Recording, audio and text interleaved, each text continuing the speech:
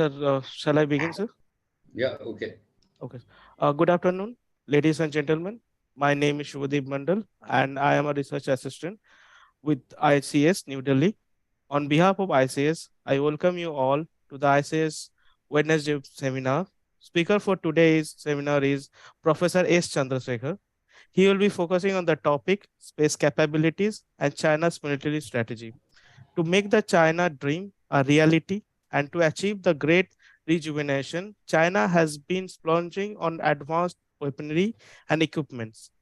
China's military prowess has increased rapidly in the past 2 decades, and its pursuit of sophisticated weaponry has initiated advancement of its space program as well. The seminar will focus on China's space capabilities in the broader context of China's growing military might and also explore the challenges faced by China in development of the space program. Chairing the session this afternoon is Lieutenant General J.S. Bajwa, the former Chief of Staff, Eastern Command. He superannuated after over 39 years of service in the Army, having operated in diverse active personnel and counter-terrorism environments. He has been confirmed with the award of Param Vishesh Seva Medal (PVSM), Uttam Youth Seva Medal (UYSM), and Seva Medal (SM) for distinguished service. He has authored 3 books on China's PLA. Currently, he is the editor of the prestigious quarterly magazine Indian Defense Review. Before I hand over to the chair, I will request all participants to follow the housekeeping rules. The participants shall remain muted during the presentation. Questions can be posed in the chat box during the session, or you can use the raise hand option during the Q&A. Please mute yourself only when asked upon by the chair. I will now hand over the floor to Lieutenant General Bajwa to take up on the proceedings forward. Sir, the floor is yours. Thank you. Namaskar. And on behalf of ICS, I welcome all those who have joined the webinar this afternoon. And very warm greetings on a very cold afternoon from here. Today, we have Mr. Chandrashekar telling us about a bit from his book, China's Space Program, from the Era of Mao Zedong to Xi Jinping. Now, Mr. Chandrashekar is with the JRD, a visiting professor at the National Institute of Advanced Studies. And prior to joining the institute, he was a professor in the corporate strategy and policy areas in IIM Bangalore. And prior to that, he worked with the Indian Space Research Organization for 20 years. At ISRO, his work covered all aspects of and programs of satellites, rockets, as well as application of space technology, especially remote sensing. He was also involved in activities related to international cooperation and has represented and led Indian delegations to the United Nations Committee on Peaceful Uses of Outer Space. His current work at the Institute covers missiles, nuclear weapons, and space domains. These include war and deterrence strategies, space weapons, and space wars, with special focus on China. His recent works takes a look at what India should do in space as a response to global changes in the world order that increasingly links space assets with conventional and nuclear wars. His expertise and experience seem phenomenal. A bit about this book that covers the history and current developments and the Chinese space program.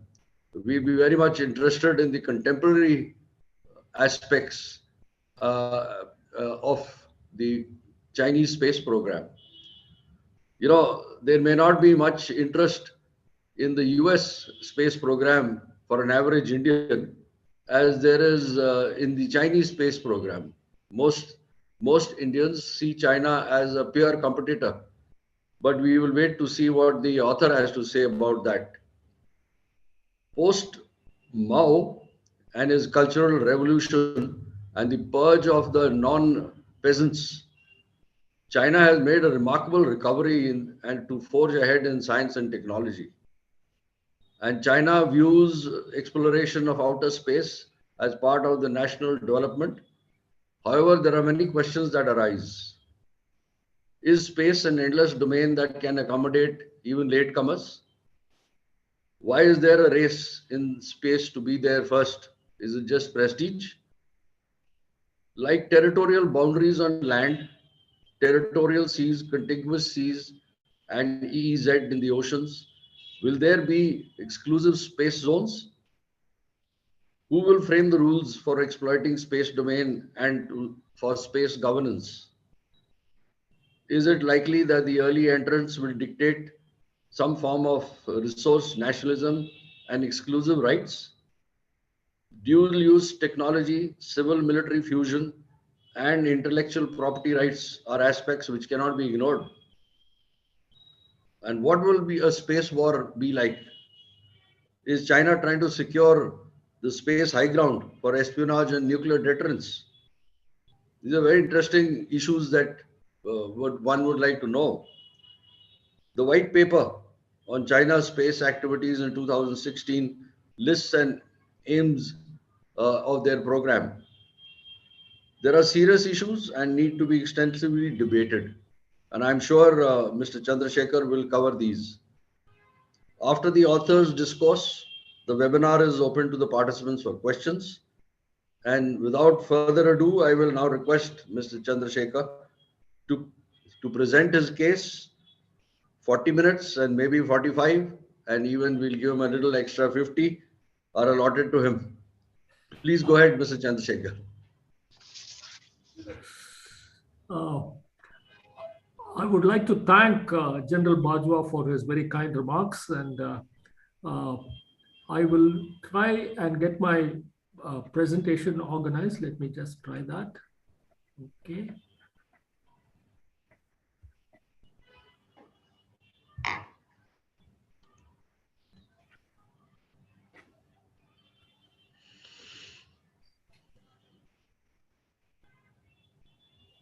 Okay.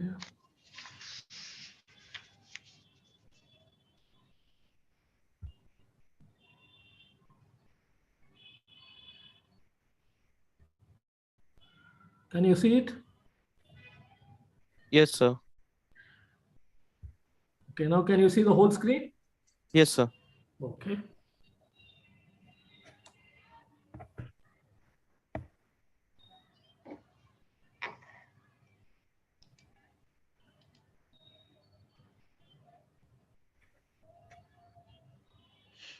Okay. It's not from the first slide. That's okay. I think Okay. the earlier slide is only an introduction slide. Okay, sir. Right, I think. Yeah, this is fine. You can start here.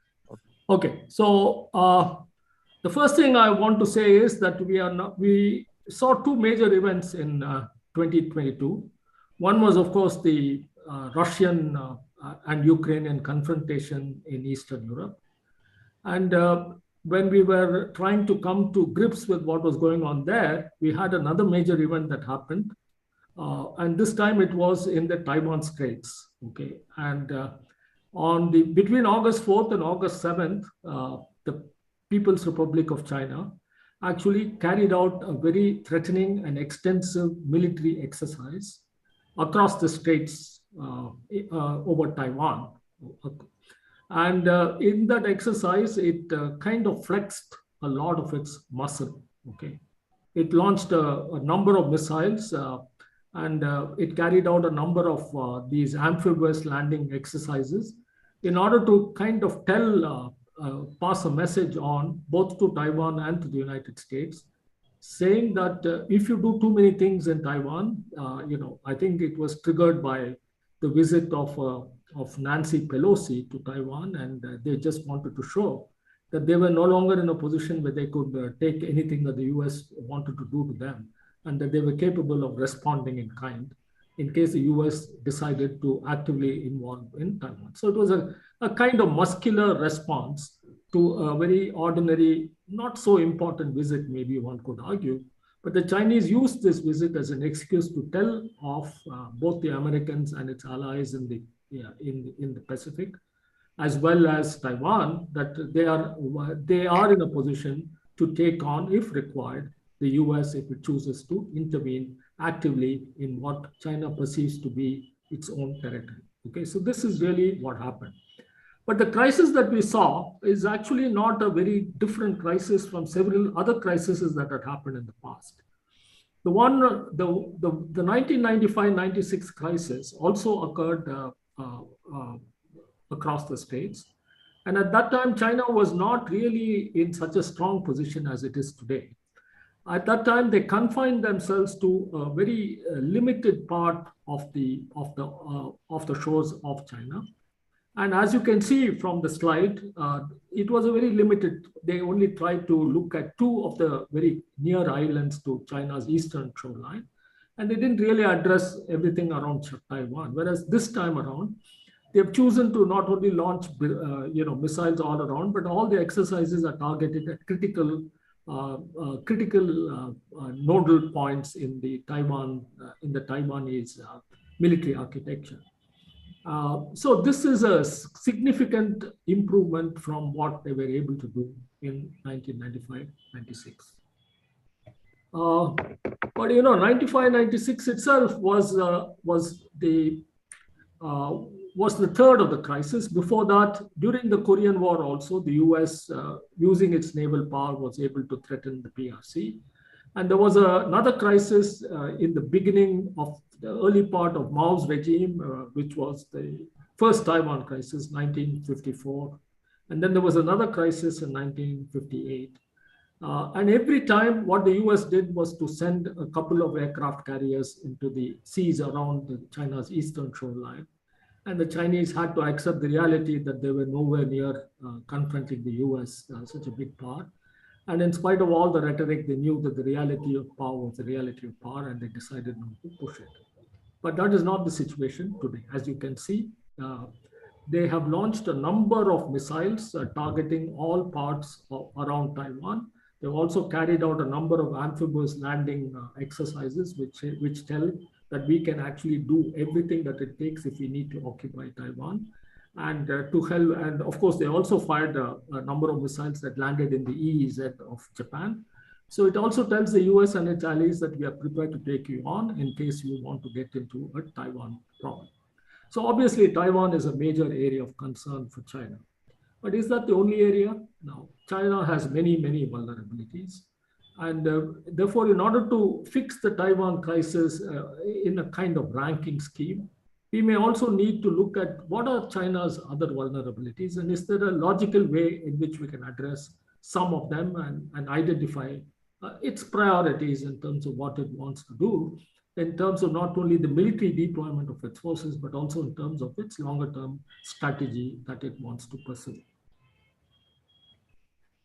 So if you look at the map carefully, China has borders with 14 countries. Okay, I think it is possibly the country with the largest number of borders in the world. Okay, and so that all these 14 boundaries are likely to be potential sources of concern for China. Obviously, some are more important than others. Maybe some are not important at all, and maybe everything is okay. And therefore, in order to understand the kind of land-based problems that China may have, we need to be able to convert not only China's neighbors, but China's neighbors' neighbors into a kind of framework within which we can look at all of them and then try to come up with an integrated way in which we can address the vulnerabilities that China may currently look at. So we have what is called a network representation of these relationships, the border relationships. And what you see on this slide is a relationship is a network relationship of these land problems. And as you can see from this, that in spite of the fact that there are many borders, the ones that seem to be of major concern, right, revolve around a few geographies. Obviously, one major concern that China has had in the past, as well as it's likely to have in the future, is the Korean Peninsula. Everybody knows North Korea, South Korea. the support that China extends to North Korea, which is a buffer between it and South Korea. And historically, it's had a lot to do with the Korean War, for example, why it was fought.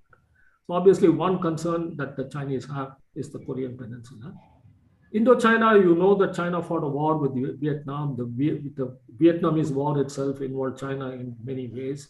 So Vietnam is another concern which China has. So the Indochina Peninsula, especially Vietnam, is the second area of concern. And obviously the Indian border, which has become recently hyperactive in a sense, with China always needling India to show that it is vulnerable, is a third kind of thing. So these are obviously three of the more important land. Okay, and if you look at the other parts of it, for example, you look at the Burma side of it, or the Pakistan, Afghanistan, they're all matters of concern, even Central Asia to some extent, but maybe not to the same extent. So you can argue that these three appear to be high on the vulnerability side, especially from the land part of the vulnerabilities of China.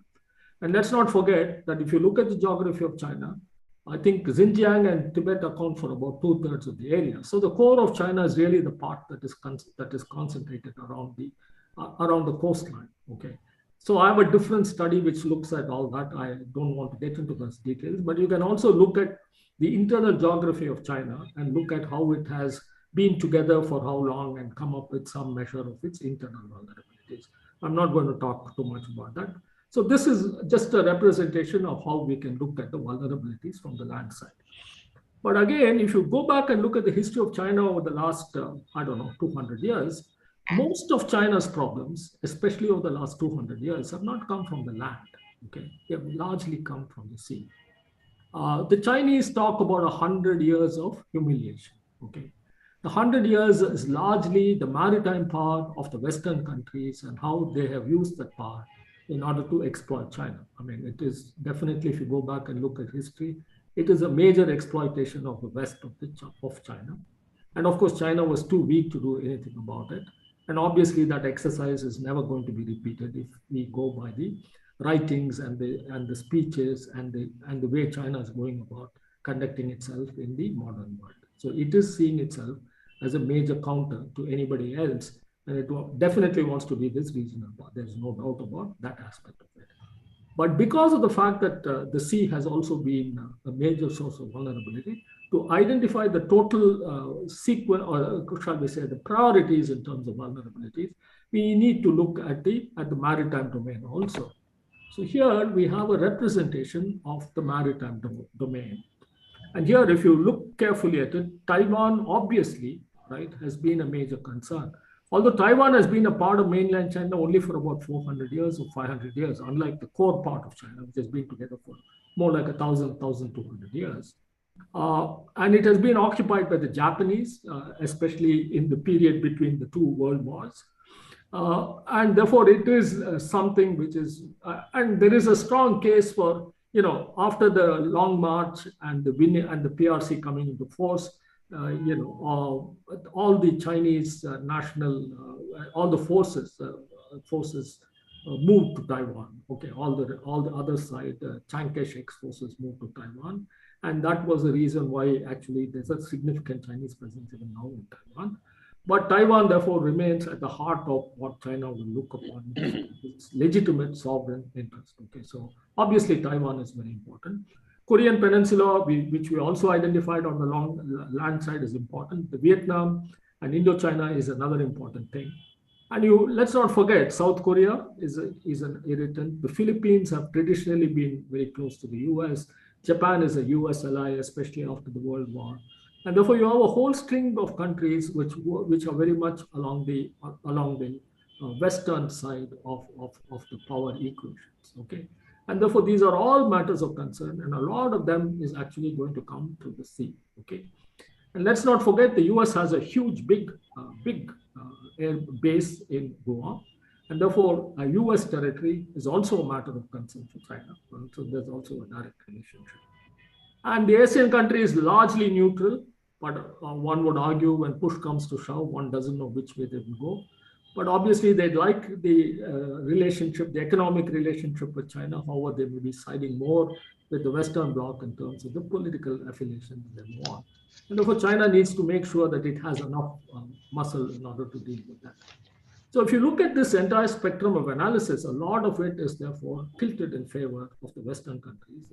And therefore, China is relatively not so well connected or well allied in terms of, and therefore it has to be strong. Okay, and therefore this requirement therefore will enable us to get a fix on the kind of priorities that we think that they should have in mind.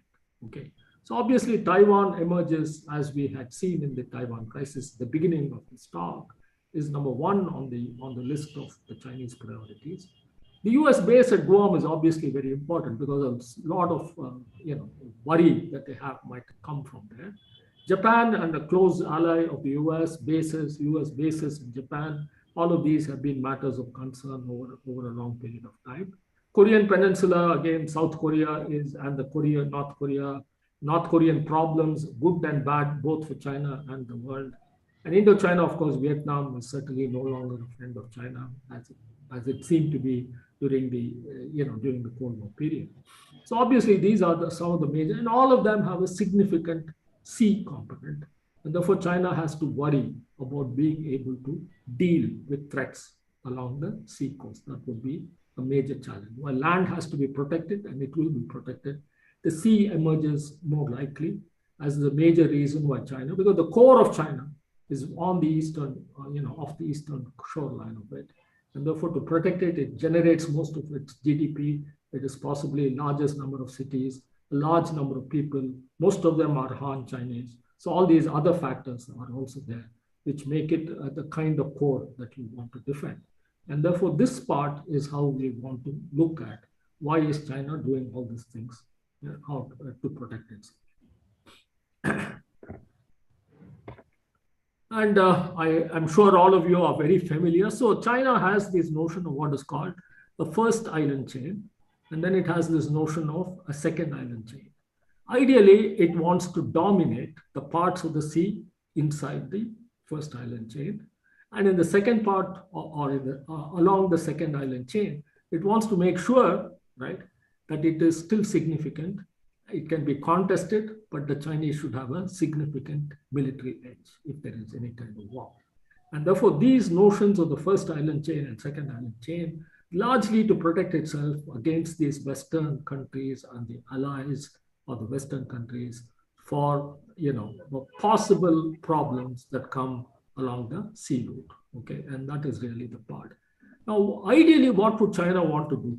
Apart from protecting this and apart from making sure that it is able to contend with any kind of war within these two island chains, it also wants to make sure that can it deter and can it prevent the entry of any foreign military asset into these waters. So obviously it has to look beyond the first and the second island chain in order to find out what is coming, and it has to be able to deal with what is coming. It has to identify them, it has to deal with them, it has to be able to target them and do something about them. So this is the notion of what is called, you need the over the horizon kind of capability. And therefore, you want to go over the horizon and you want that kind of capability. One of the key requirements to get that capability is what is called a space capability. So if you put a sensor on a satellite, it will be, and it goes in orbit, right?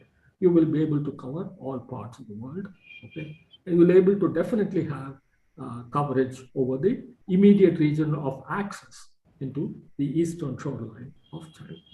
So this notion of anti-access, you don't want people coming in, you want to know who they are and you want to prevent them or threaten them from coming inside. And area denial, you want to make sure that the area of access is denied, okay? So these are the two elements of what the Western countries call anti-access area denial strategy the Chinese are providing. In order to be able to do that, you need to go over the horizon and you need to be able to make observations and also deal with objects at those distances. So obviously you need either aircraft or drones or missiles. You also need ships. You also need submarines. You may need all of this. So all of that is ancillary, but fundamentally, you want to make sure that you are able to do these operations well before anything comes within the second language. Okay. So if you look at it, one of the critical requirements that China needs at all costs is a space capability and a significant what is called intelligence, surveillance, and reconnaissance capability, simplified to ISR. So what are the Chinese doing about this? Now, if you look at the program of China over the last 10, 15 years, they have these series of satellites called Yaogan satellites. All of them are military satellites. They have launched about 68 of them by 2020. I'm sure they've launched some more in 21 and 22. I've stopped looking at it at 2020, so we can do this again. Now, as of now, 40 of them are operational. And they are dedicated for the what I call the intelligence, surveillance, and reconnaissance function. They consist of several kinds of satellites. There are what is called these electronic intelligence satellites. Now, what do they do?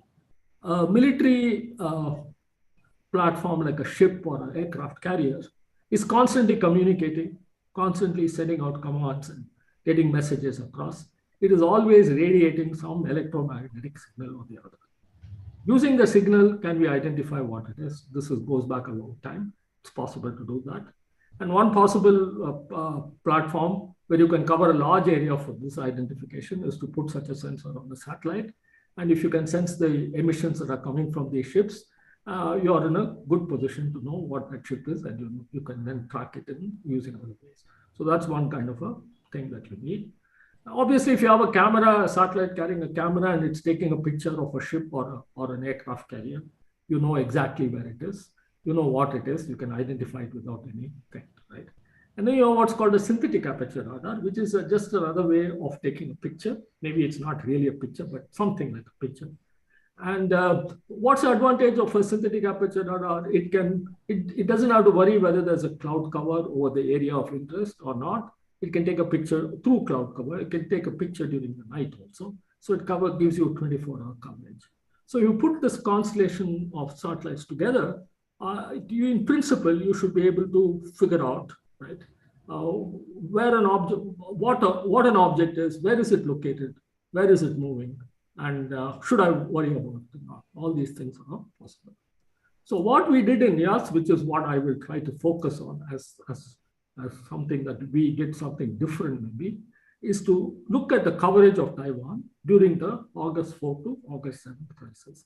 So we selected from these 40 satellites, the typical LM satellites and the electro-optical satellites and the SAR satellites, and we looked at how often or how much did they cover Taiwan during the crisis. Okay, I'm going to talk about those results. But before I talk about those results, I wanted to give you a little bit of a picture of how these coverages, what these sensors do. Okay, so just bear with me for this because you need to understand a little bit about what they do. Now, the first one is it's not enough to know an emission source, right? You also need to locate it. Okay, so you need to locate it in the vast reaches of the Pacific Ocean, which is the access route, to the shoreline of China, right? And how do you do that? Okay. Now, China has in place what is called a broad, a broad coverage, right? ELINT satellite. Okay. Now, what does it consist of? A typical Yaogan 31 series, which is one kind of an ELINT satellite that China has, is not made up of one satellite. It is made up of 3 satellites. Okay. The 3 satellites fly in a triangular formation, okay? And all the 3 satellites receive the same emission from the ground. The aircraft carrier is sending a message to a pilot, a helicopter pilot or something like that. It picks up that message or it picks up that signal. And all 3 of them pick up that same signal.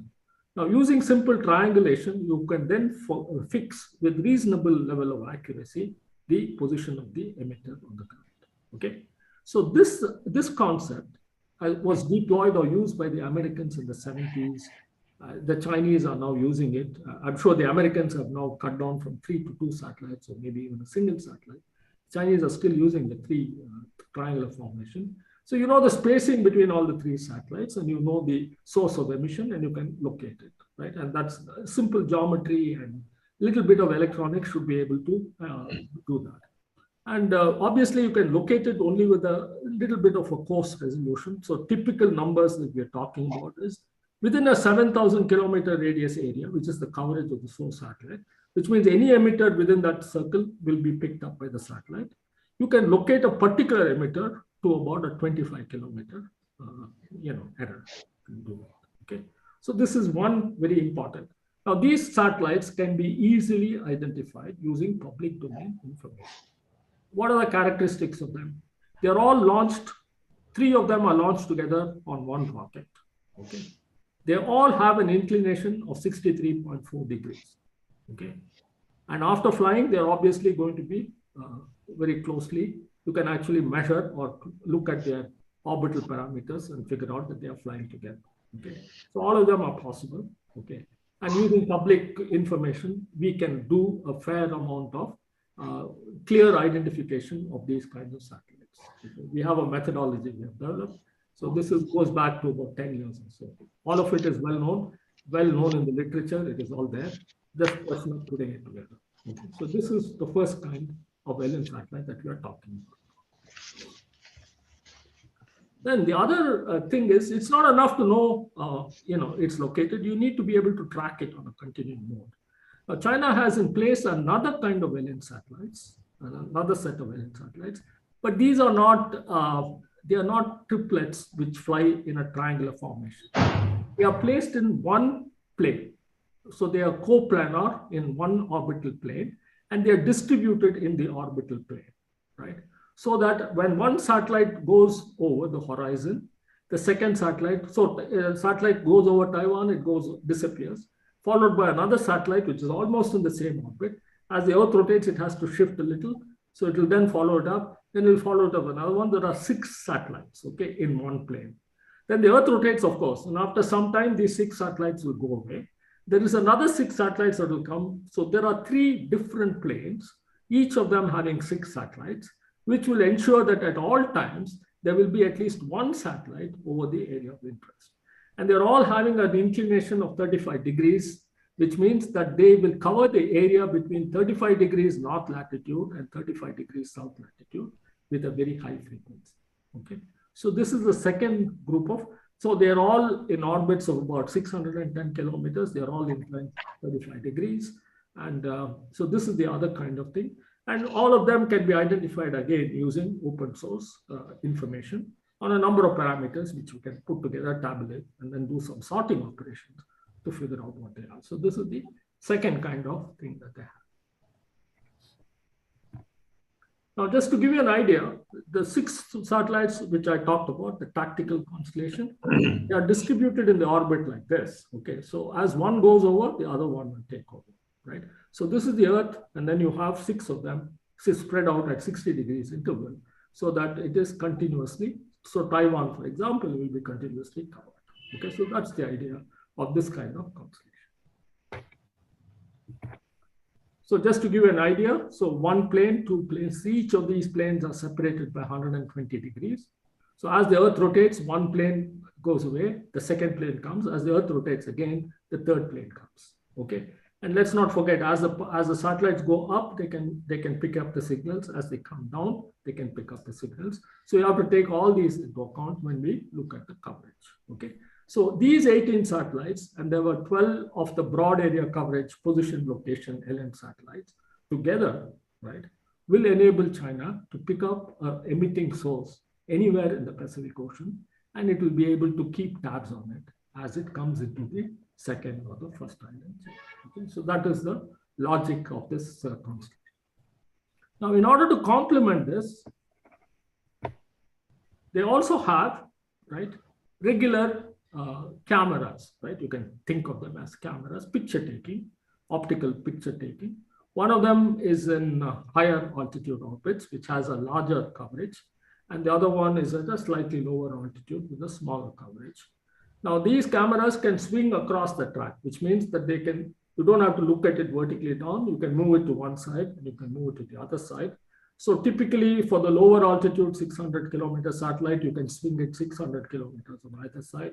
For the higher altitude, you can swing it 1,000 kilometers. And within that, you can image something of I think 100 kilometers and 60 kilometers. Okay, so that's the kind of numbers that we can get, which will also enable. So if you take a picture of an aircraft carrier, you know the exact position of the satellite. The picture is very accurate. You can measure the position of the aircraft carrier to the order of meters. So when you're looking at 25 kilometers, if you go through the ELINT tactical constellation from 25, it will continue to track it. Maybe the error will build up. The moment you have one of these, the error will come back, right? And then obviously it will again propagate till you have another visibility. So this is the kind of logic. So you can use the cues from the broad area ELINT coverage, right? And the tactical ELINT to keep tabs. And then with these, the positions can be fixed even more firmly. And then it will go back, again, drift over some time. And again, it can bring back the position together. So you can see how this constellation can work. And of course, you have also what is called a SAR. Now, the SAR has this characteristic that it will not image the part that is directly underneath. It will only look at the side of the path. That if the orbital trace is going in one direction, it will only look at the side part of it. So that also can swing it a little bit on either side. So it covers about 1,000 kilometers with about 100 kilometers worth. So these are the things that, so I just wanted to get a visual idea of how this coverage is done. Okay. So it's a large number of satellites. You need to keep tabs on all of them. You need to be able to queue all of them. And you need a transfer of information as and when they are picked up, quick processing, and you need a control room where all of this comes together. And then you must be able to orchestrate the coverage in such a way that you can keep continuous tabs on the objects of interest. So this is roughly the kind of thing that the Chinese have put in place.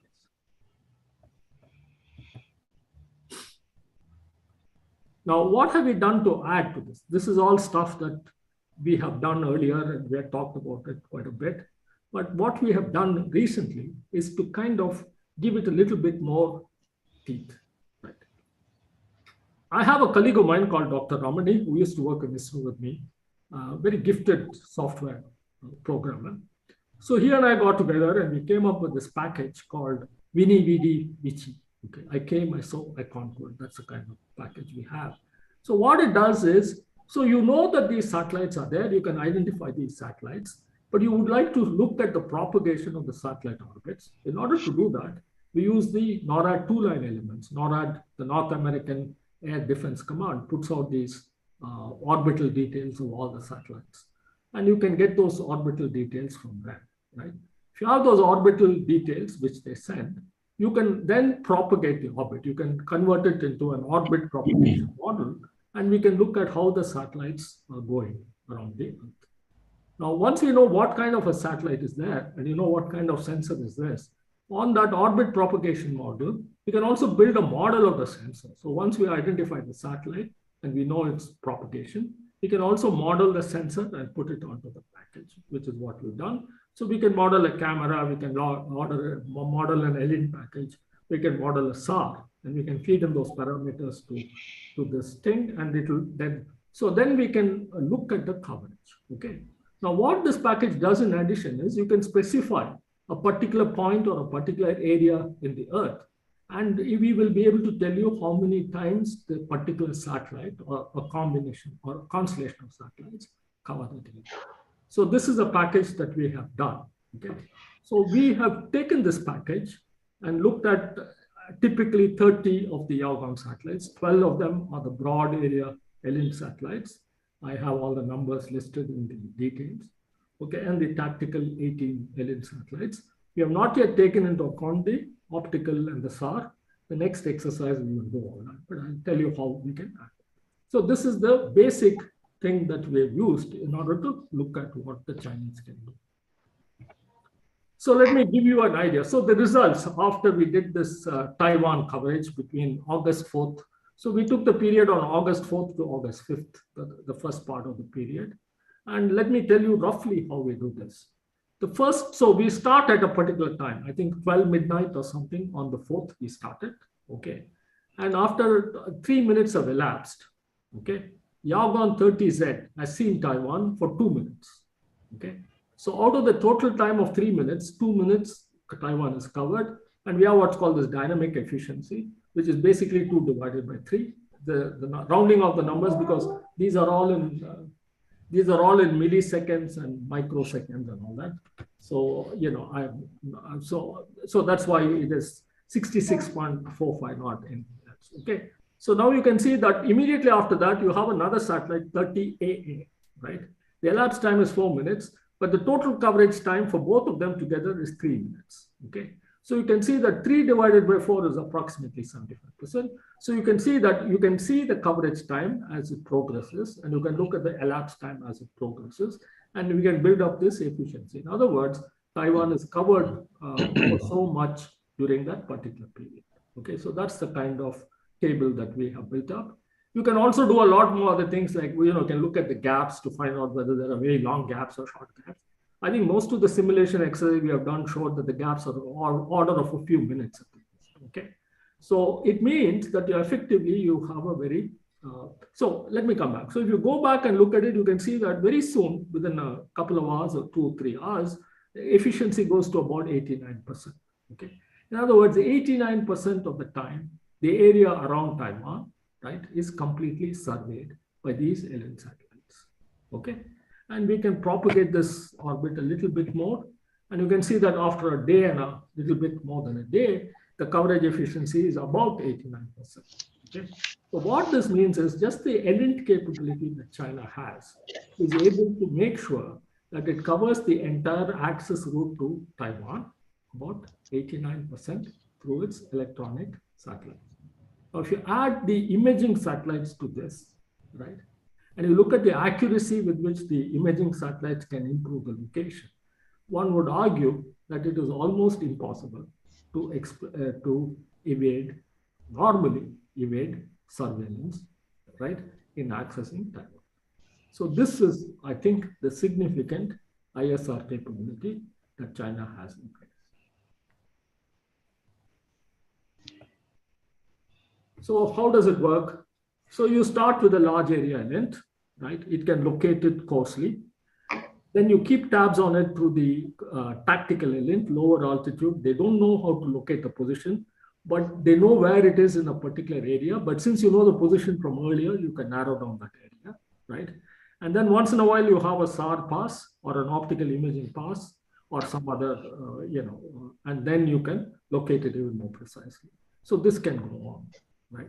So this kind of sequencing where the large area ELINT cues the tactical ELINT, and periodically updates happen with the optical and the SAR, you will be able to make sure that you not only know what the object is, you're also able to track it as it comes through to the second, into the second island on the first island. Okay, so this is one part. Now, obviously, the collected image has to be moved.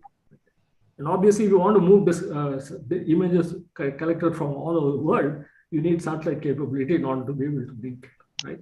So the obvious requirement for this is communication satellites in geostationary orbit. Maybe some of them could also be in other Earth orbits, depending on middle or even like Elon Musk, maybe lower orbits, right? And therefore, you need a lot of communication satellite capability in order to be able to do that. You also need what's called tracking and data relay satellites, which the Americans pioneered, which the Chinese have also got.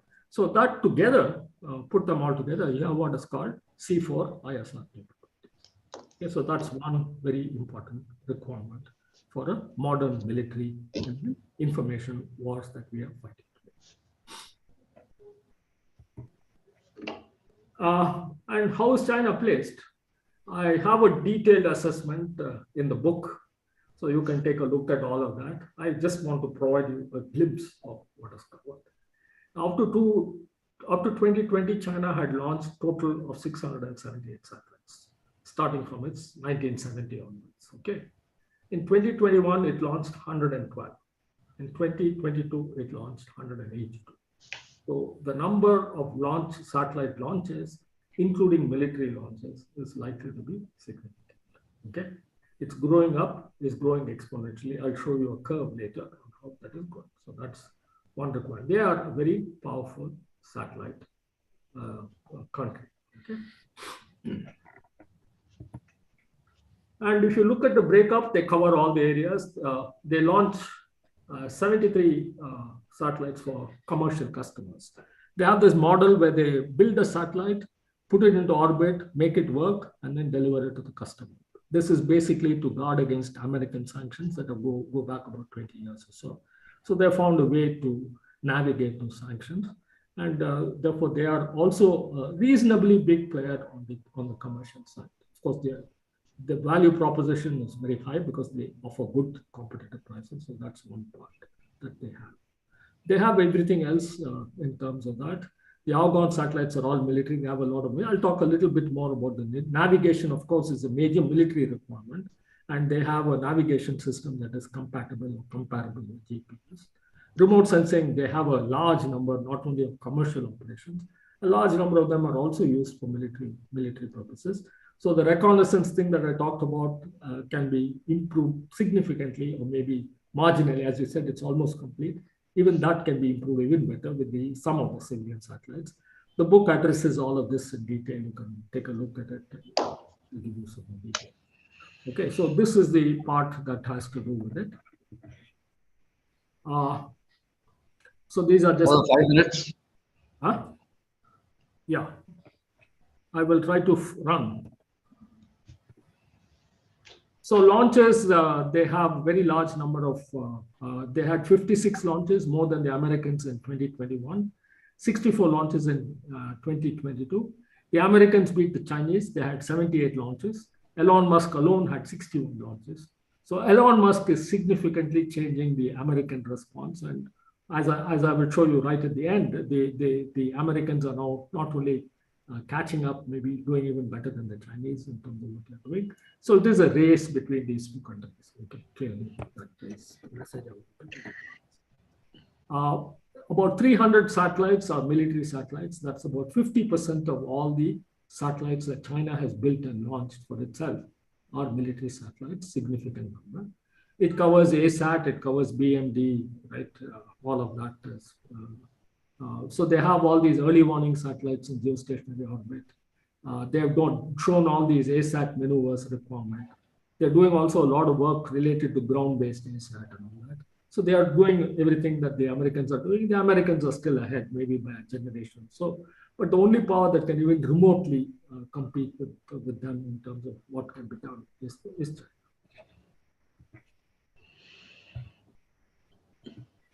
And just to look at the total numbers, so if you plot the cumulative number of satellites, I think by the year 2040, you're looking at a number like maybe about 2,000 satellites, Chinese satellites, okay? And the curve fits very well with the 21 data and the 22 data. So this kind of curve, it's kind of growing exponentially. And therefore, the Chinese capability to do things in space in response to what everybody else is doing is also very significant. So in other words, just to give you the space part correct, it has everything. It has everything that you need in order to look at the role of space in waging and winning an information war, a local war, information war, under conditions of informationalization, as the Chinese call it. I mean, it has everything in place in order to do that, including, as I would point out, it has also the organizational capabilities in order to be able to do that.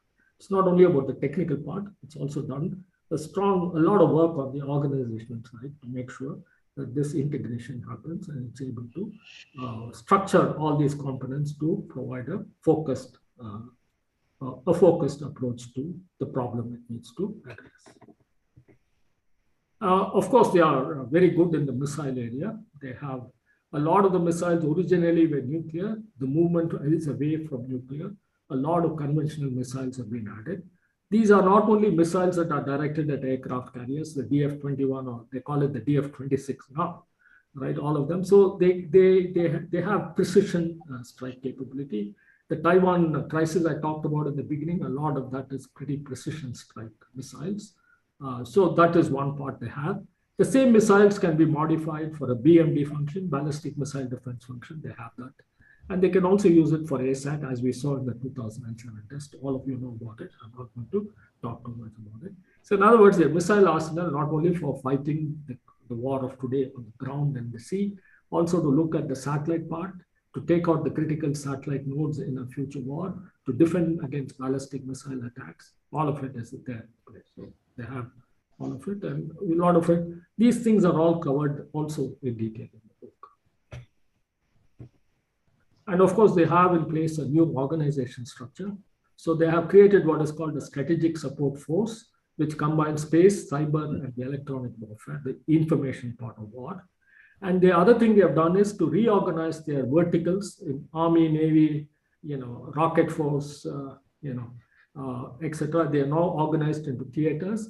The theaters have the authority to decide on the course of action. And the Army, Navy, rocket force, Air Force, all of them provide the requirements in order to look at that war. So the integration is done through theaters. So theaters are the final authority to decide on how a war in one of the regions of China will be fought. And of course, you all know that it's organized into theater commands. I'm not going to go into it. I think many of you know a lot more about it than I do.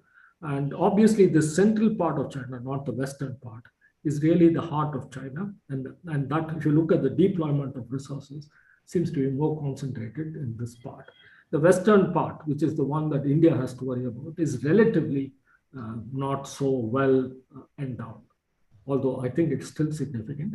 It's compared to this, these are gotten more of the allocations of resources.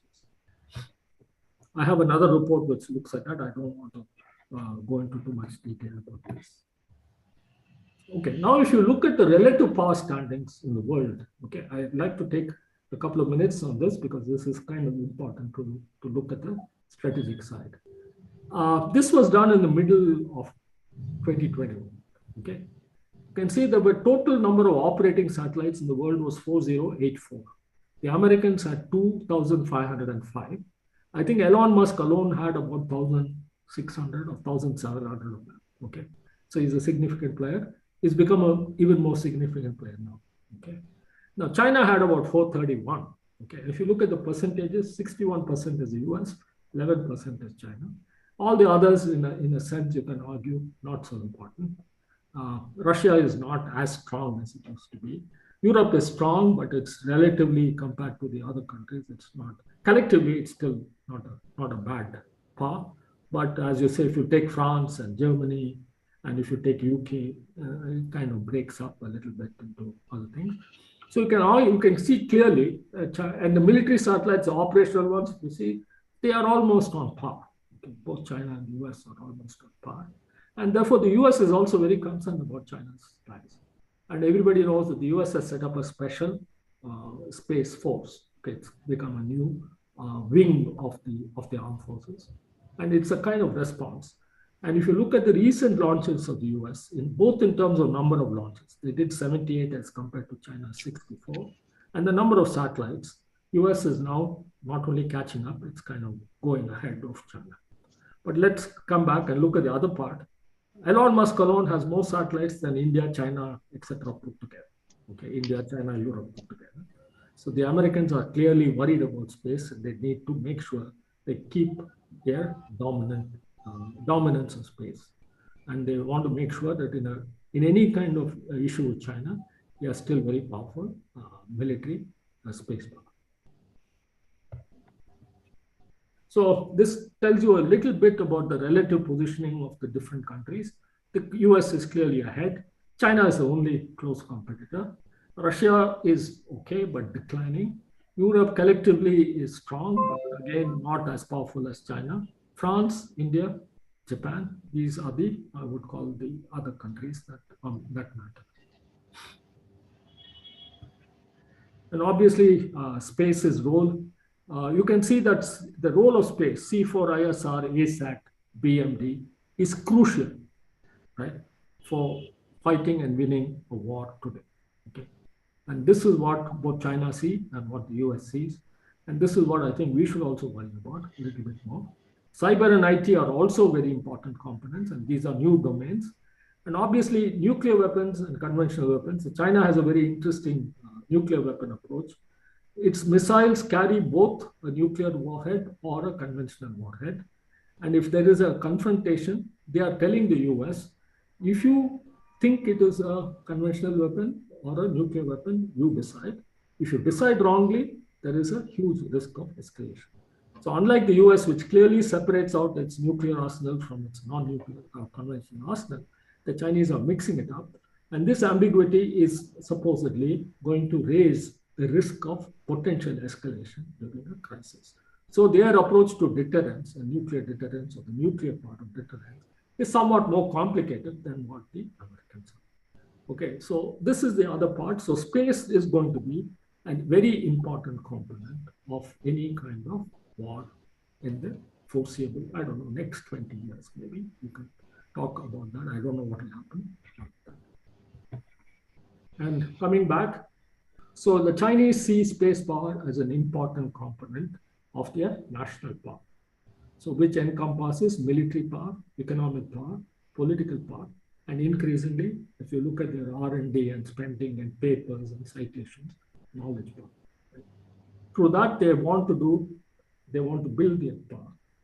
Both hard power and soft power is their ambition, although the power they have shown so far is more hard than soft. And obviously, space is going to be an important part of this comprehensive national power that they are talking about. And before I end, I'd just like to talk a little bit about my boss, Prasadhavan. I worked with him very closely for a long time. His 100th birth anniversary was last year. And unfortunately, I think because of COVID, and many people don't know about him, I just thought I would use this opportunity to say a lot of what we did in ISRO and what we're doing today. We owe this guy a lot of gratitude. He was one of those great, I would argue, fantastic leaders and a very, I would say, patriotic in a very nice sense Indian, who really put the country before everything else. And a man who really inspired a lot of us. And what I do and what I've learned from him is a very small part of what he was. Okay, and he is one of those people. I think he's somebody we should remember more often, and maybe we should do a little bit more to look at what he did and how he did it, even in terms of what we do as a research agenda. Right?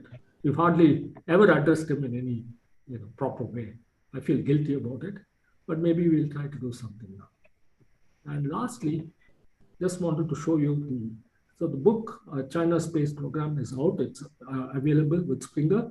I think there is also, unfortunately, it's priced heavily. Okay, I think now there is a Amazon PDF available. I think for about 750 rupees or something. I don't know the exact number, but it's available. Now the other one is the book that I wrote. It's available in the open domain. I made sure that it was available in the open domain. It's called Space War and Security, and it's about what India should do. Of course, it's dated at 2015, but it fundamentally still argues the same case that I was making today. We need to focus on what we need to do. What is it that we need as a strategy? How does space fit into it? And what we should do about it. And of course, it says we need to create a vibrant space industry. Like Elon Musk, we need a number of people in India who can do similar things.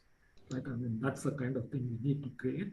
And this book has also been translated in Chinese, so this is just the Chinese version. I thought I was particularly happy to note that, I mean, I don't know whether it evoked any great interest in India, but it definitely evoked a lot of interest in China. Okay. I think I am done, right? Thank you. Thank you, Mr. Chandrashekar.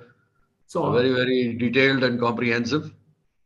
Before the House and the participants are allowed to ask questions, a few questions from my side. Now, you talked of the focus on Taiwan.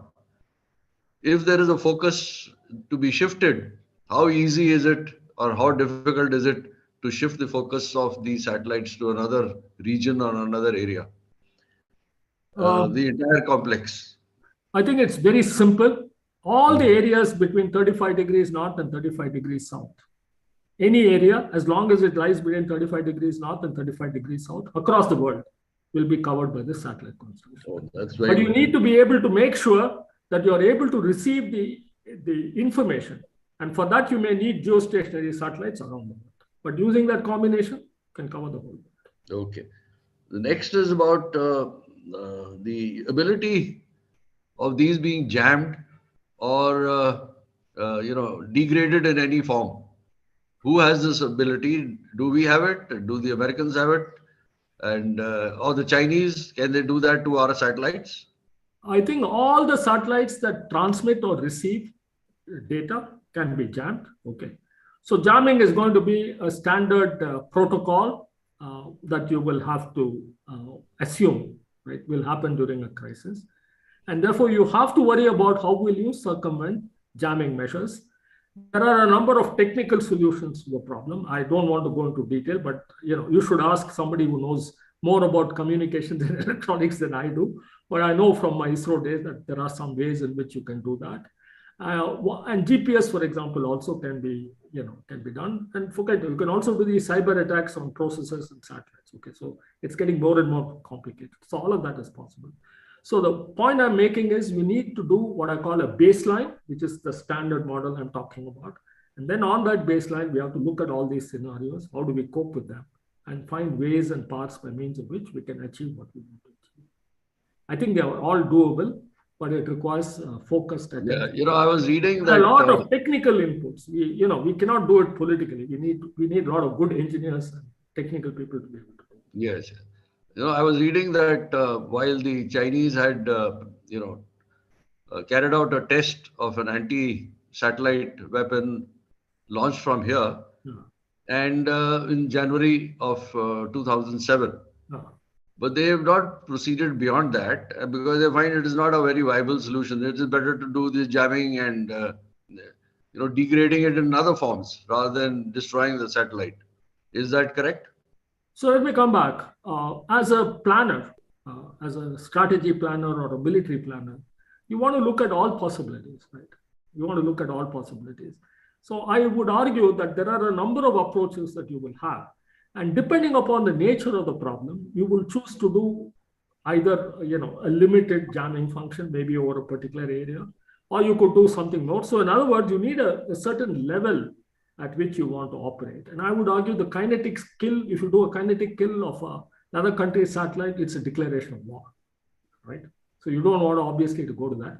At the same time, you want to tell them that you can do it, right? That is more a message conveying than actually doing it. So I would argue that ideally, a planner or a strategist would like a string of possibilities within which he can, there are a number of gray levels at which you have to operate, or gray areas within which you have to operate. And therefore, all these options like ground-based, dazzling, for example. Yes. So all these are possibilities. One doesn't have anything from the open literature about all this.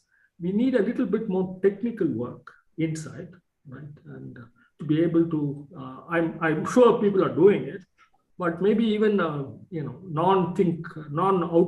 the government also, we need some independent people also to look at some of these issues and see whether we can come up with a lot of it is technically okay, but we don't have precise data. Okay. So dazzling is definitely more. Yes, dazzling is. But we are depending upon a US report, right, to say that it can be done. I would also like some Indian, right, who's working in one of these establishments to actually do some experiments and tell us something more. I don't know whether they're doing it. I assume they are doing it, right? But we need that kind of input also. So all of what I'm saying is largely from what I knew when I was working in ISRO and a lot of knowledge that you have acquired by looking at everything available and making some, what I call it, I don't know whether they're consistent, making some consistent extrapolation. Yeah. You mentioned about the US Space Force. I was reading that the only other country which has a Space Force is China, but neither of them have anything on ground. They've only nominated something like this, but there is no work. I mean, they still don't know what to do with it and how they're going to create such a force. See, the Space Force is going to do only operations in space. Okay. Now, the US has already got a lot of things working in space. So what I understand from readings recently is that the responsibilities of the Space Force and the responsibilities for the other entities. For example, there's a geospatial agency that looks at imagery. I don't know, I'm sure there are lots of other entities that are looking at different parts of it. So there is an exercise underway by means of which they're trying to look at it and coordinate all these things. But a bulk of the war fighting and the deterrence and all that stuff, including anti-satellites and maybe even some of the conventional ground-based jamming things, I would argue, would come under that. I think the Chinese are also doing something similar. But the Chinese don't have a special space force. The space part is integrated with the cyber and the electronic warfare groups. Okay? Yeah. So the Americans are the first to create something equivalent like an air force or a missile force, which is. And I would argue that they are going to become a big, I think they already do. They are already ordering a lot of requirements in terms of what they need in space and how to, all the components of what they think, including proximity, warfighting. And they're looking at code of conduct, all that proximity operations. I had some informal discussions with a few people I know. All of them want to know what India is thinking about those things. Okay. So yeah, they're thinking ahead. Yeah. Thank you. Sandeep, you could, there are 4 questions I see in the chat box. Yes, sir. Yeah, you could request them and read them out. Okay, sir. So first question is from YS Rajan. He mentions that with only 1% share in the operational satellite in the world, what is the strategy of India? Catch up looks very remote. If the answer could be sensitive, you may speak the reply that he mentions. I have no hesitation in speaking my mind. I think the Indian share, compared to the time when we left ISRO, has become pretty minuscule. Okay. I think a large part of why we have not done this is because we have not involved Indian industry in a significant way in the space program. I feel that if we really have a clear idea, I think we need, I think we'll currently launch about 5 launches a year or 6 launches a year in a good year. We need to go to 50 or 100, right? And we cannot do it only with ISRO or even with DRDO. We need a number of Indian industries that can do it. And one way to do that is to say, we will buy these number of launches, we will help you build them, we will give you the money for doing it. And we are prepared to take a number of these, we are prepared to buy a number of these and make sure that you pump in a lot of government-oriented money along with industry money. Obviously, you don't do it only your way. And make sure that we actually create a few bigger companies who can do a lot of these operations. And of course, the small and medium sector in terms of applications and all that are huge, and we must promote them. We must make, data available easily. It should be, relatively easy to use. Communication satellites should be not only built by private sector, but also, used by the private sector. We should make it easy, available. We should give all the relevant technology facilities, if necessary, even buy some of those satellites. So I think the government should not only be a promoter by changing the rules of the game, it should be an active buyer, right? I think when Prasadhavan left ISRO, we were pretty much doing it. I think 70% of the ISRO money went to industry at that time. I think since that time, we have used industry mainly to provide subsystems and all that. We need to move industry into a process by means of which they become an active partner in promoting both the building of satellites and rockets and even launching them. We need to create more, I don't know, Virgin Galactics or Elon Musk or whatever it is.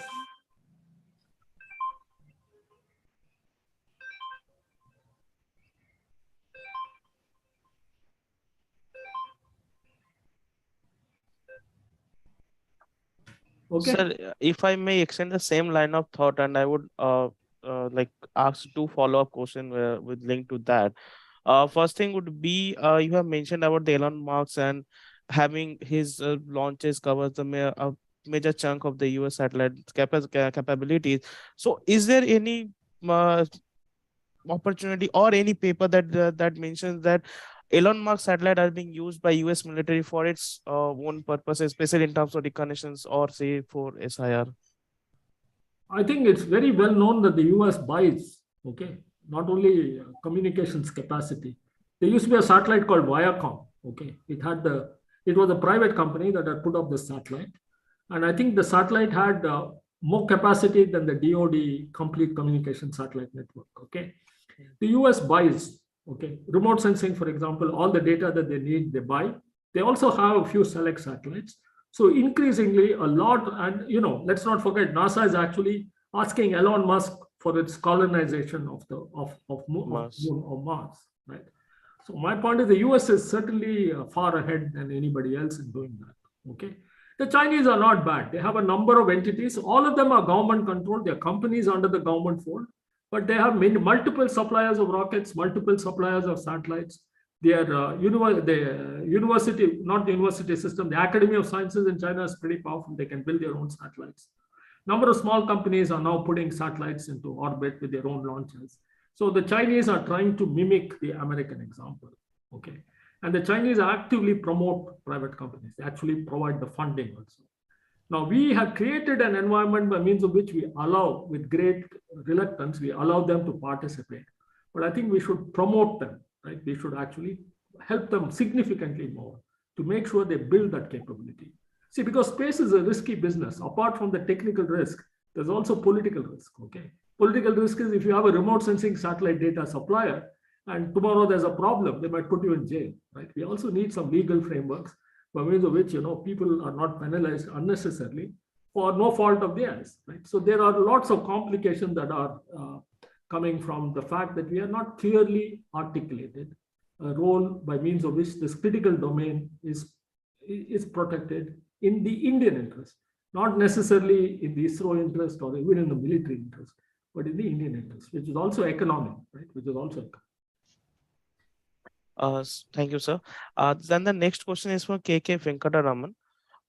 He has two-part question. The first is are any input available on the C4 ISR network is integrated with weapons? Second, can you please throw a light on China's anti-satellite capabilities? See, when you put a constellation like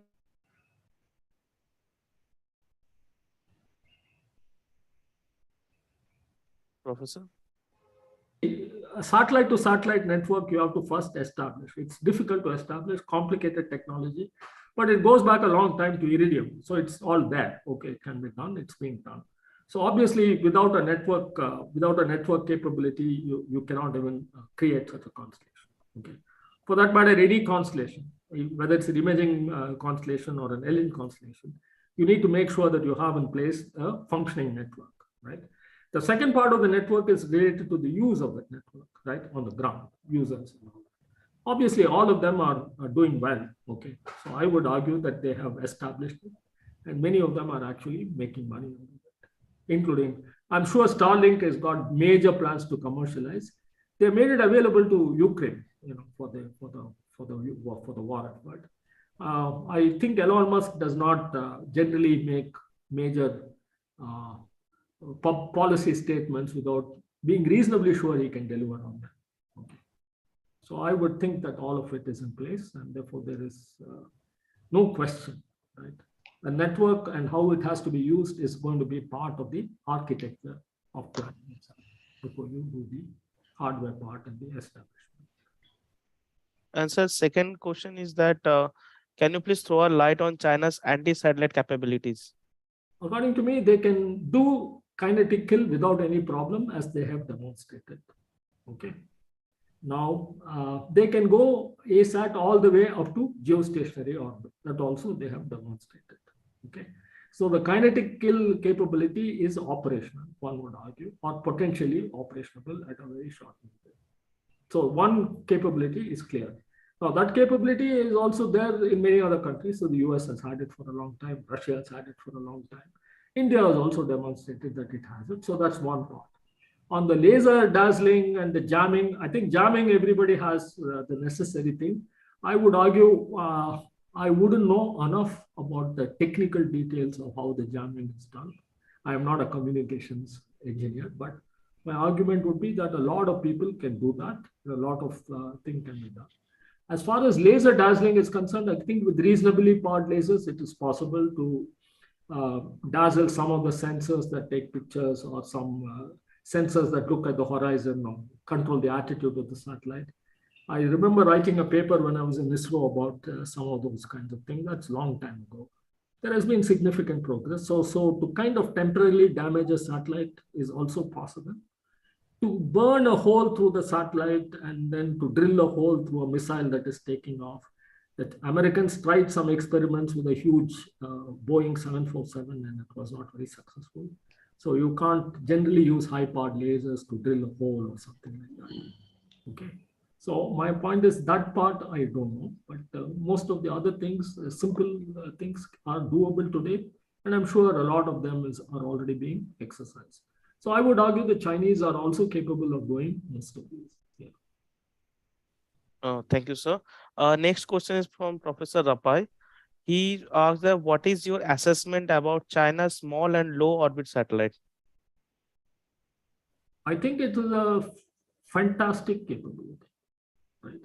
There's only one other country that can beat them, and that is America, which has an even more fantastic capability. The Chinese are pretty good. I mean, next to the US, they are not as good as yet as the United States, but they are definitely above any other country. Sir, thank you. Next question is from Sugandha Tandon. She is an RA with ICS. So, she mentioned that Bill Nelson has made a numerous statement about the space race in the media.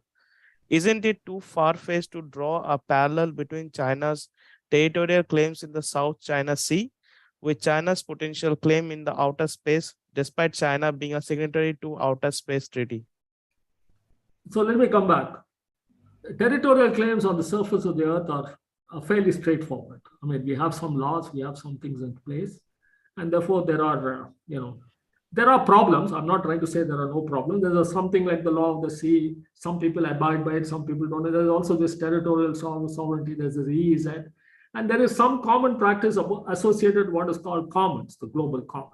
Okay, so the atmosphere, for example, or the oceans, for example, these are common areas, right?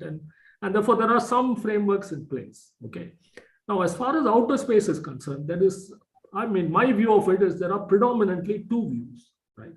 Now, there is a treaty, for example, called the Moon Treaty, which looks at there are some statements in the treaty about how the resources of the moon are to be used, for example, right? There are differences of interpretation. If you want to get a treaty in the world of that day, you have to make sure that the definitions and the interpretations are very ambiguous, okay? So nobody is very clear whether exploitation of the resources of the moon, by whom is it legitimate, by whom is it not allowed? These things are not very clear. Now, the US wants to do something like saying, if we go to the moon and we want those resources on the surface of the moon, we should have the right to do what we want with it. Okay.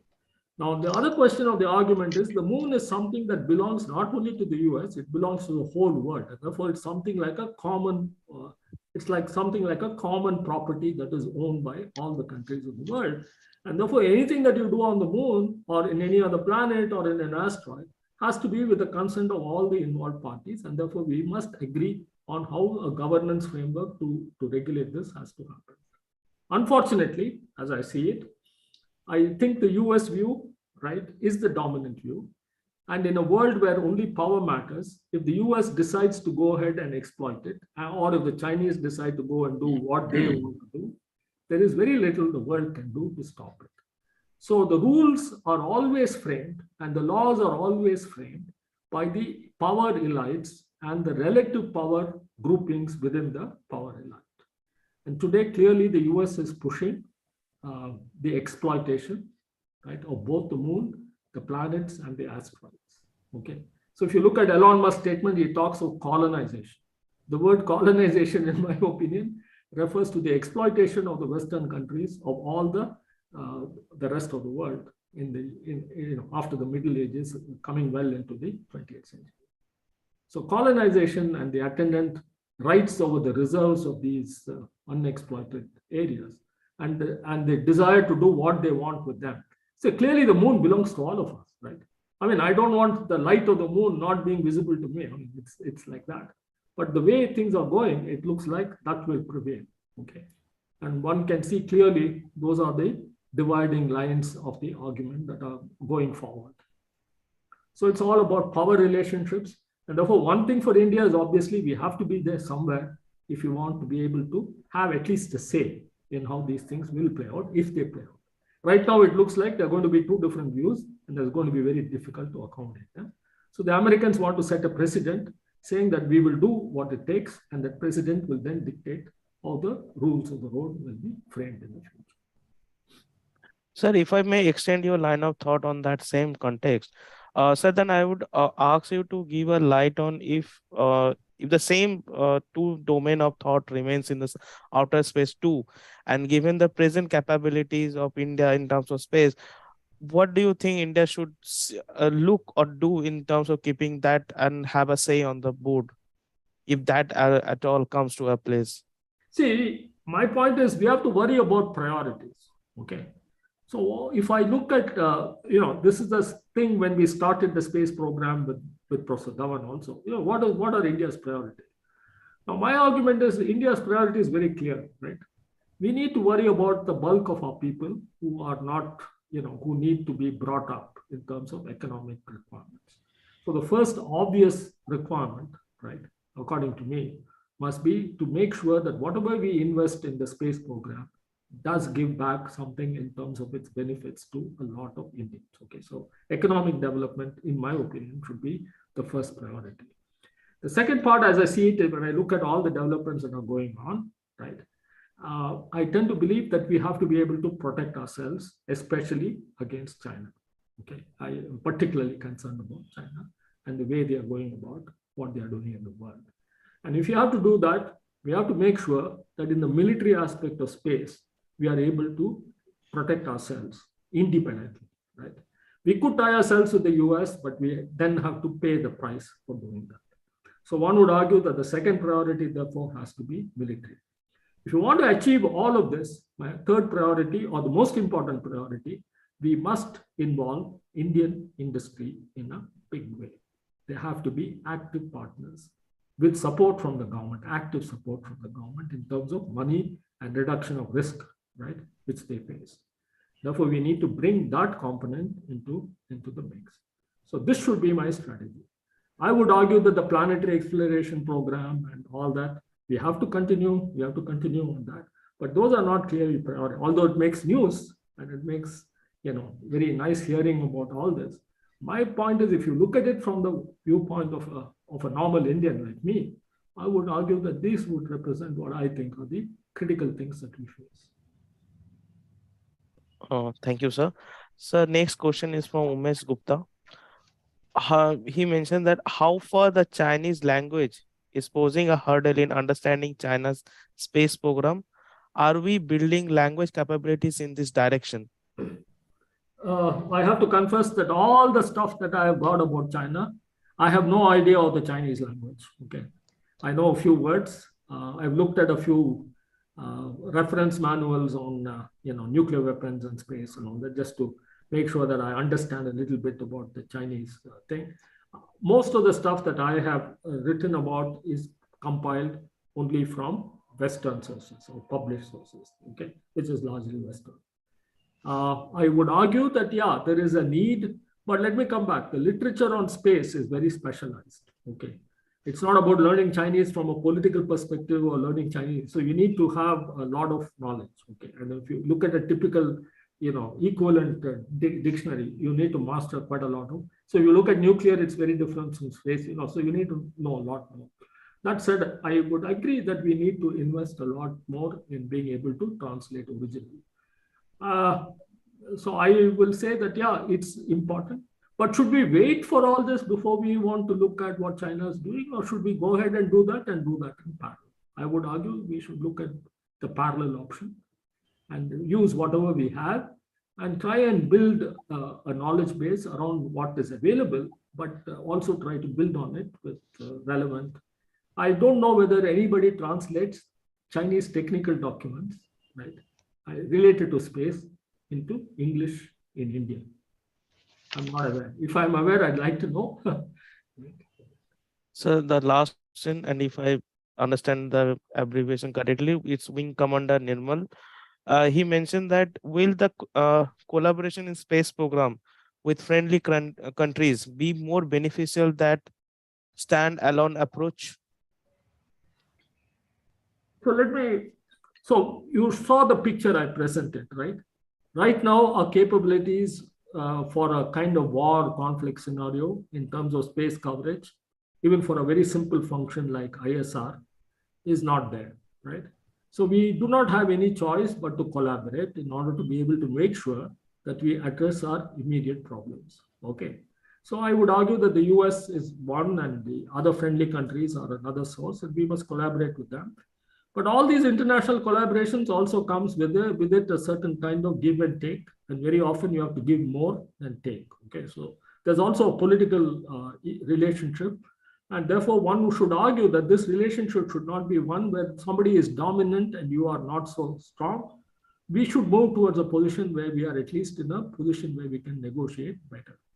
So I would suggest that India should be significantly independent. That should be the goal in space capabilities, and we should not critically depend on these things to any other country. We must be independent.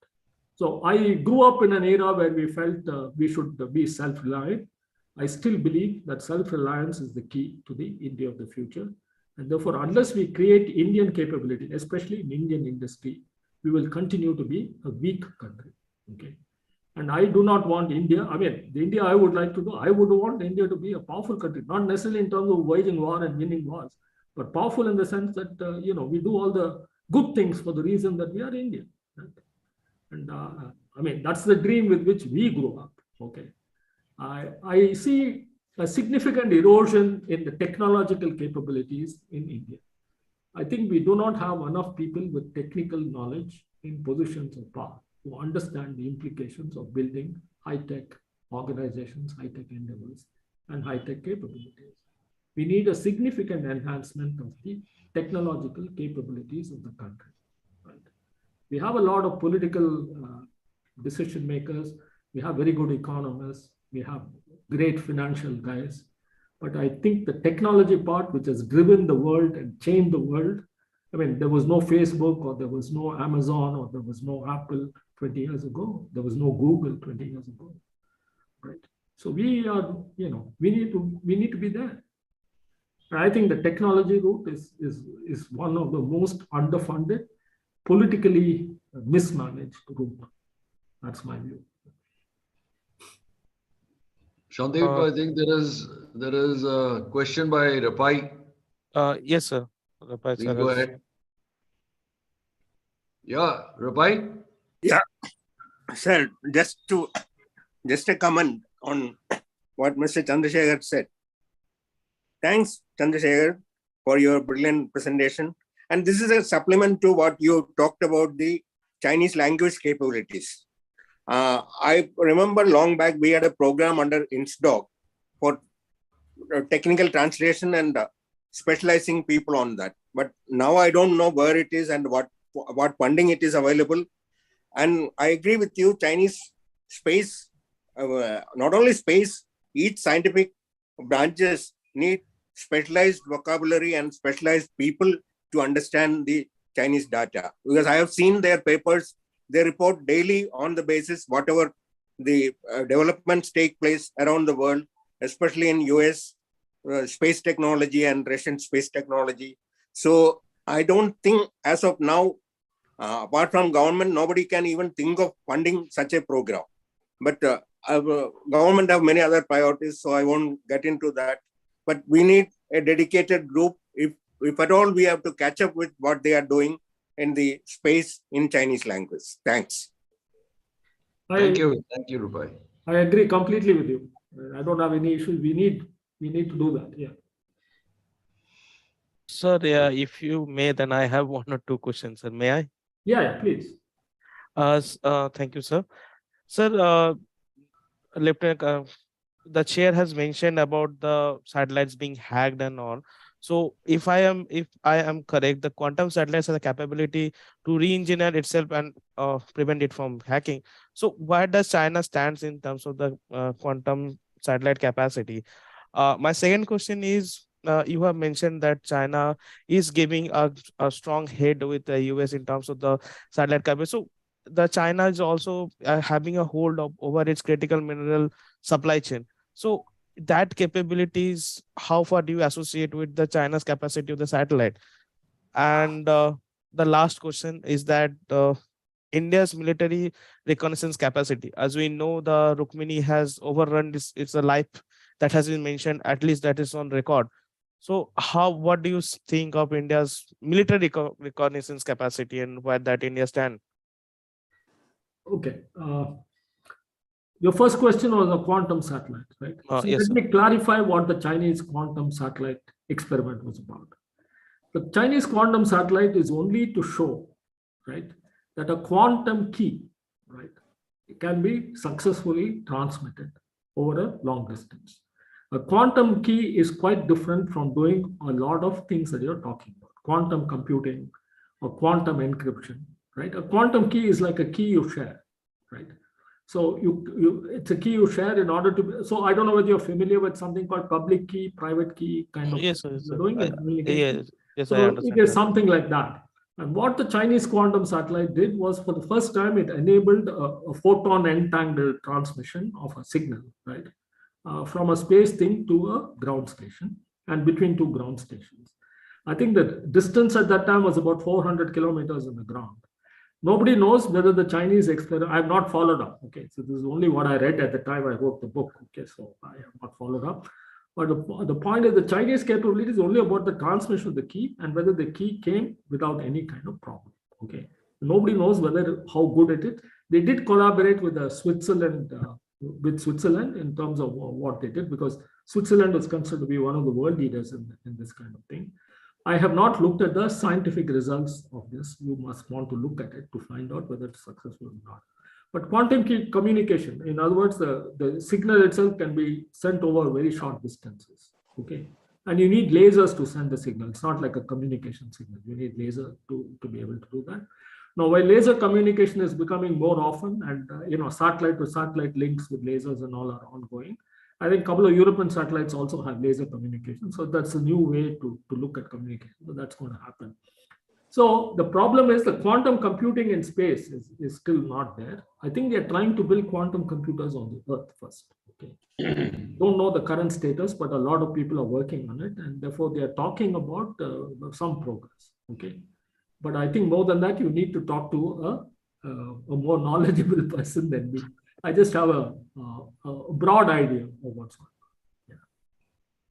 Yeah. And sir, my second question was regarding the China's capability and giving a strong race to US. Does that is associated with China's strong hold on the supply chain of critical minerals? Okay, so when you're looking at a negotiating position between two countries, right? And let's take a simple case. Take the Taiwan-North Korea link, right, in the negotiations between the. So why do you think the Chinese are always supporting North Korea, directly or indirectly? Because they see in it a kind of response to the fact that the US is always supporting Taiwan. Both are neighbors, right, and both are affected. So any kind of larger political negotiation, right, requires these elements of what are called carrots and sticks in order to achieve some kind of a consensus. Okay. So China, we have done a lot of work on Chinese control of critical materials. We have a lot of reports, for example, we have generated on rare earths, for example. China controls about 90% of the global rare earth market. Now it may be about 80%, right? 75 to 80% of the global RE market. Any RE material that is mined anywhere in the world has to go to China for reprocessing and conversion into the appropriate parts for it to be made into value-added products downstream. Okay. And the Chinese strategy for that has been worked out over a 25-30 year period. So we have a string of 3 or 4 reports which details how the Chinese established this monopoly position. The one thing you can see similar in space is they have a very clear view on space also. It goes back to about 1990s, where they decided that they would focus attention once more on space, which they saw as a new emerging kind of domain of knowledge that they need to dominate. Okay. So whatever we have done a number of, so we also looked at single crystal blade technology, for example, that's used for aircraft engines. Once again, see, in all these cases, if you look at it, China has a very clear strategic plan. Okay. And they are looking always to dominate the world. They are not looking at dominating local market and all that. It may be a part of it, but it's always about dominating the world. So they have identified rare earths as a critical resource long back. Today, they might also be looking at lithium. I think they have some major presence in lithium. I don't know about other things. Cobalt, cobalt, I think, is largely Africa, but maybe they have a control of the mines in Africa also. One doesn't know. One has to do a more detailed study. So they are, in my opinion, yeah, they will use their control over critical supply, raw material supply chains to try and leverage. I don't know whether you know that in response to an accident on the East China Sea between a Japanese trawler and a Chinese vessel, right? The Chinese cut off rare earth supplies to the Japanese, right? The Japanese industry could have collapsed, okay, because they had only about 3 or 4 months of stock, right? I mean, so this kind of thing will happen, and one would expect it to happen. So this comes back to the other part, right? If you look at what the US is doing in response to this, it's building up its own supply chains, okay? For example, in rare earths, it has set up a number of facilities, not only to build, what shall we say, refine these material and to make products out of them. It's also gone into rare earth recycling, especially from electric vehicles, where magnets are used in large numbers. So they are putting up a big plant, huge plants with government support and government funding. And I would argue that over the next 10 years or so, they're going to move a little bit at least away, but the Chinese will still control a significant part of these. And countries like Japan and all may be a little bit more vulnerable. They don't have the resources of the US. So yeah, these games will go on, but this is a larger game in which the military part and the strategic part is linked to the economic part. So it's a larger national kind of game that you are playing, right? So it's not only a military game, it's a bigger game. So economic part, right? Knowledge power. I go back to that power diagram I gave you, right? And space will be one part, but economic part is also a very, very important part of that larger power game. Thank you, sir. With this, we have reached to the end of the session. Lieutenant General Bajwa, sir, would you like to give any concluding remark? Thank you very much. I'll just add a couple of points. It's very interesting that the navigation satellite system of the Chinese, Beidou 2, has been fully operational from 2020. And I'm actually wondering, are there missiles and aircraft and everything going to be based on this till now? What were they doing? But if that is it, we got to do we know about the accuracy of this navigation system of theirs? And they're going to also extend this to the neighboring countries, or those countries which have joined the Chinese and the BRI. And this is they call this the Space Silk Route or the Space Silk Road. And they're going to tie down these countries permanently with the Chinese, and just like their BRI loans, these countries are going to start suffering later in life. Well, I would thank Professor Chandrashekar for his comprehensive presentation and a very interesting session of question and answers, which he dealt with so deftly and so well. I appreciate and can gauge his knowledge in the subjects. And thank you very much for that. And thank you also, Samadip Mandal and Alka, for having organized this session. And we conclude with a great Jai Hind to everybody. Thank you. Thank you, sir. Thank you, GP, for chairing such an excellent session. And thank you, Professor Chandrashekar. It was extremely enlightening. I must say that this is something on which I'm at complete 6s and 7s.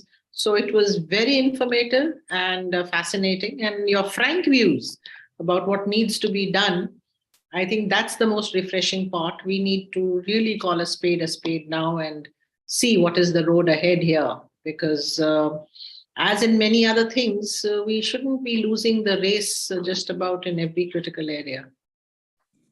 Thank you very much, and thank you all. So thank you so much for having me, and I hope I didn't make life very difficult for you. Yeah, it's been a pleasure. No, not at all, not at all. We're just glad we were able to get you finally. Thank you. So no problem at all. It's a pleasure, and thank you so much for all the what shall we say, nice comments that I heard. Yeah, so good. I hope you people do something more along the lines of what I said. Yeah. So there's a lot of work to be done. And a lot Sure, of, sure. And we will look to you for suggestions and maybe some guidance as to how do we take. Yeah, I am in what I call the declining part of my life. So I'm very good at making suggestions. So I will. That's exactly. That's when the most radical ideas come out. So actually, that's what we would like really. Thank you so much.